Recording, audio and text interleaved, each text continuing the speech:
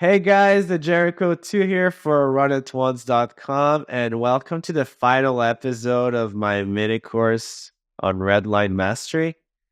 Am I still a nit? Let's get into it. Let's try answering this question. So, the short answer to the title of this episode is probably yes. There is no way to become an aggressive player geared towards redline play overnight. It takes time, a lot of studying, and plenty of practice. However, finishing this mini course is the first step towards your journey to becoming a more complete player.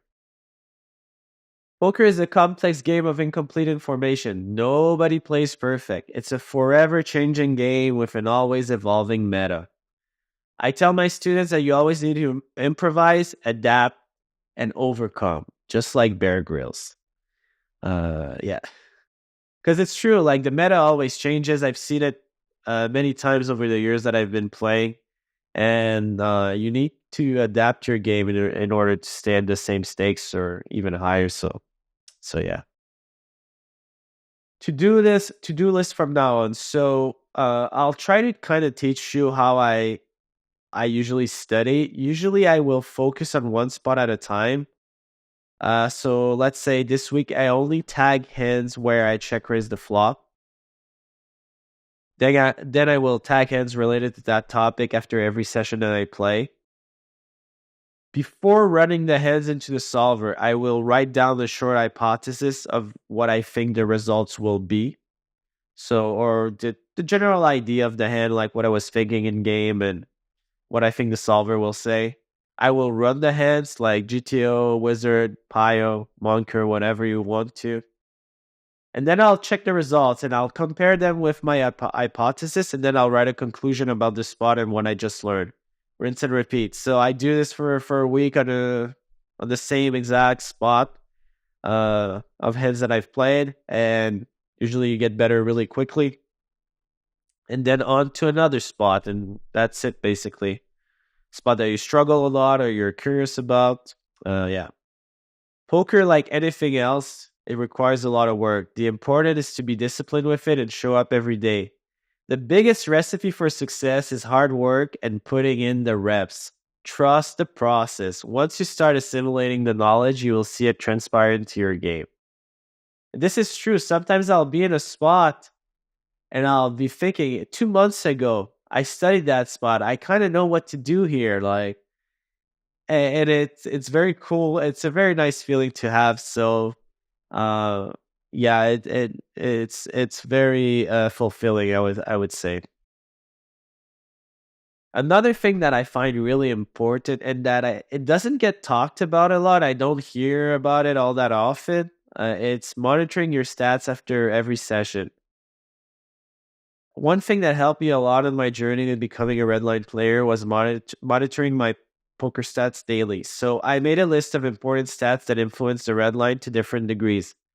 Once you start monitoring your stats, it's easy to see if you're overfolding too much post-flop or not being aggressive enough pre-flop, etc. Or I'm not aggressive enough on the turn, or I'm folding too much there. So this requires little studying, just some due diligence. You basically just need to know the benchmarks for every stat. I will take a look at my stats after every session. Not that one session means a lot, but I like to take a look at them and just like a quick check. I folded so much on the flop today. I wonder why. Maybe I ran bad or stuff like this.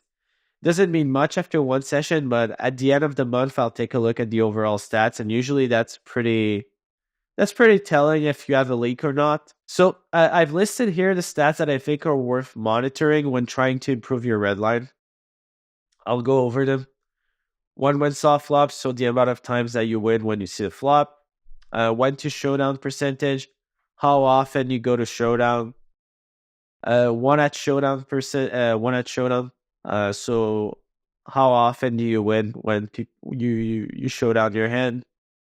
Flop versus bet fold, turn versus bet fold, river versus bet fold. So how often you fold versus a flop bet, turn, river bet. Bet turn percentage, bet river percentage. So how often you bet those streets? Check fold, turn percentage. I think that's a really underrated stat. I think a lot of people have a really high check fold turn percentage. Flop c-bet, turn c-bet, reverse c-bet percentage. Am I like three barreling enough? Am I betting flop and then never betting turn? So am I giving up on the river a lot? Stuff like this. River call efficiency. So how often do I call river and I'm good? Flop fold versus c-bet versus turn bet versus turn c-bet versus river c-bet. So basically, am I folding a lot when I'm getting double barrel, triple barrel?